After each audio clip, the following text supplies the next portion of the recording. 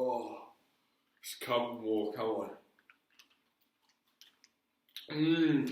Maltesers. This is the way I'm going to become fit and healthy. That means if a packet of this is 25% of my daily intake, I eat 4 packets. That's perfect. Oh, hey guys, how we going?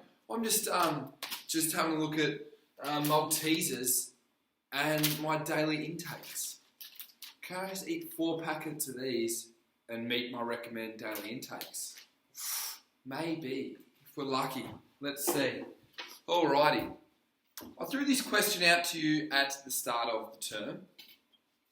I'll use this as my little pointer. RDI. What does RDI actually stand for? A few of you got this correct, which is fantastic. Not everyone, which was expected, because we hadn't actually been through it before. So RDI stands for Recommended Daily Intake. What we're going to do in this little clip is have a look at what that actually is. So, recommended daily intake. And where did this actually come about? So, the recommended daily intake came about from the government guidelines. So, the Australian government, they created the Australian Dietary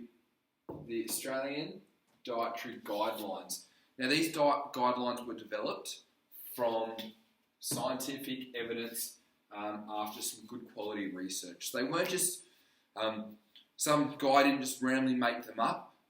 They put a lot of effort into making these guidelines. Now, there are 5 guidelines which we will look at throughout the term. So they're the 5 guidelines, and if you can tick those 5 things off, then you are sort of having a pretty healthy diet, which is good.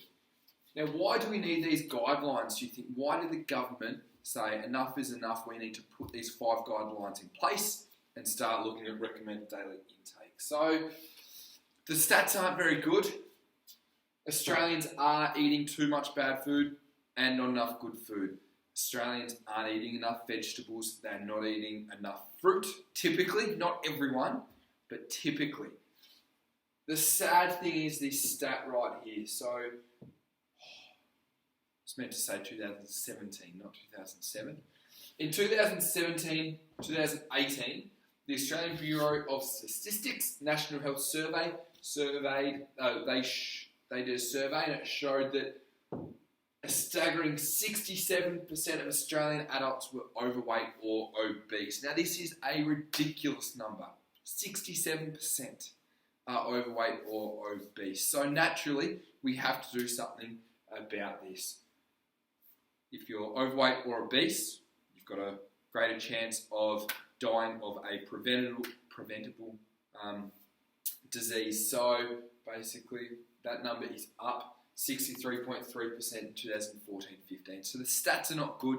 Something had to happen because Australians were just getting fatter and fatter and fatter, which isn't good. So part of the dietary guidelines was the recommended daily intake. So the recommended daily intake is the amount of serves per day that you should have from each given food group. Now, this is dictated by your age and your gender as well.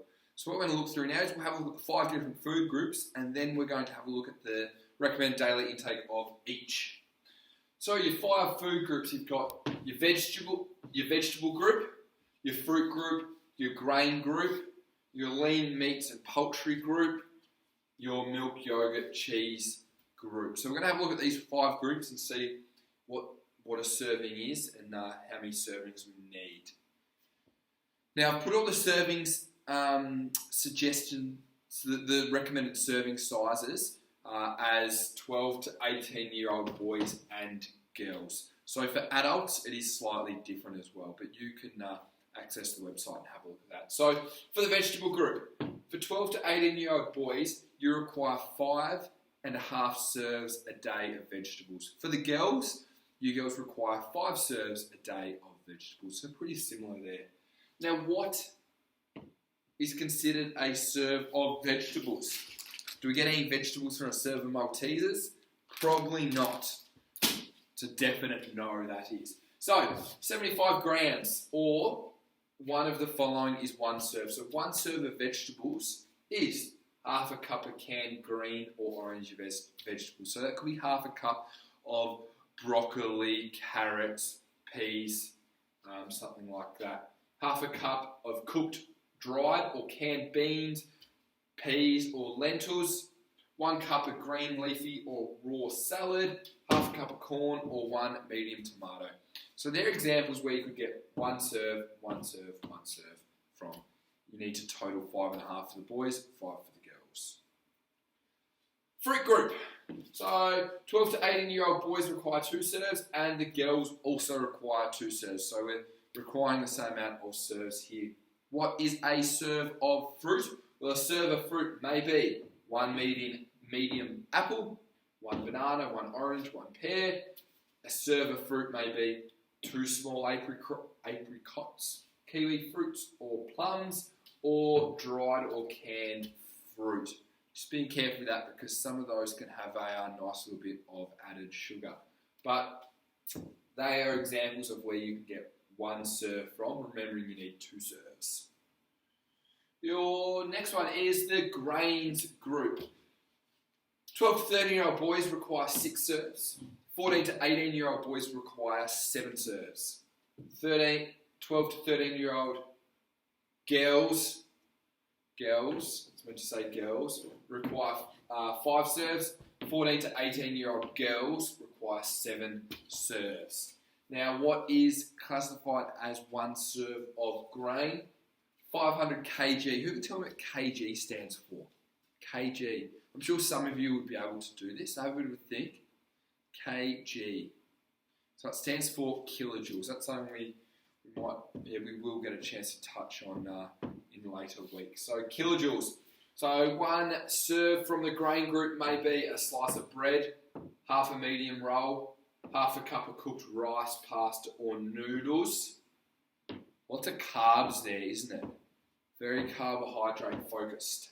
Half a cup of porridge, 1/4 of a cup of muesli, 3 crisp breads or 1 crumpet.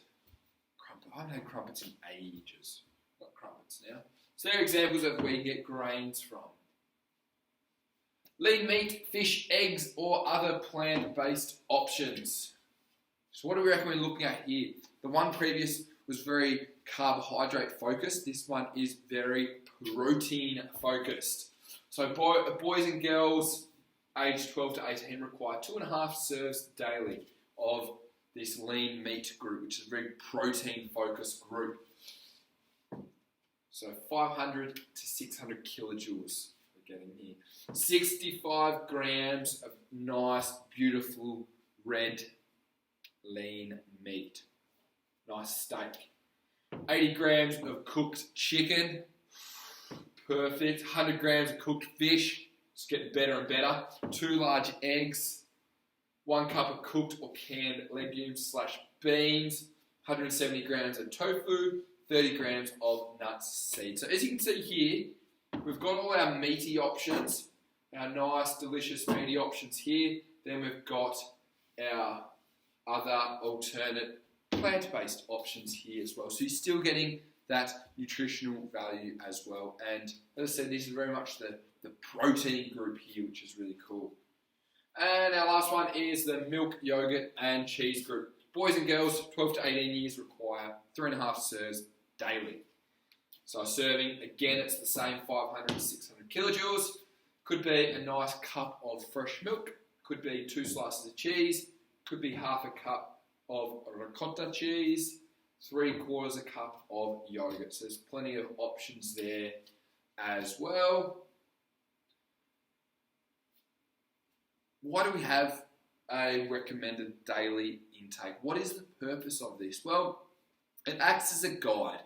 So using this as a guide, hopefully Australians can become healthier, and that obesity rate, was increasing, hopefully we can flip the curve and send that obesity rate back down.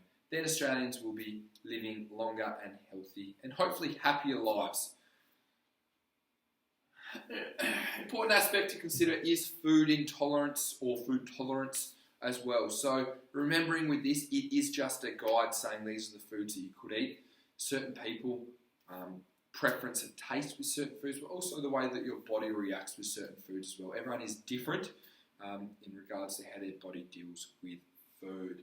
And as I said earlier, the goal of this, the goal of the recommended daily intake and the Australian dietary guidelines is to change the rate of obesity in Australia, because Australians are overeating.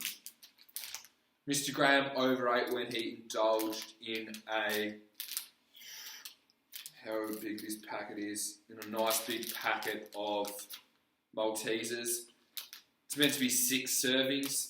I indulged it in 1 serving, which is not healthy of me, is it? However, I will go and burn that off now. Give me a bit of motivation to do something. So, recommend daily intake. You have questions on Microsoft Teams, which you can address now. So, get on board. Any issues, please send me a message or an email. Give us a call. Contact me whatever way. Awesome. Thanks, guys.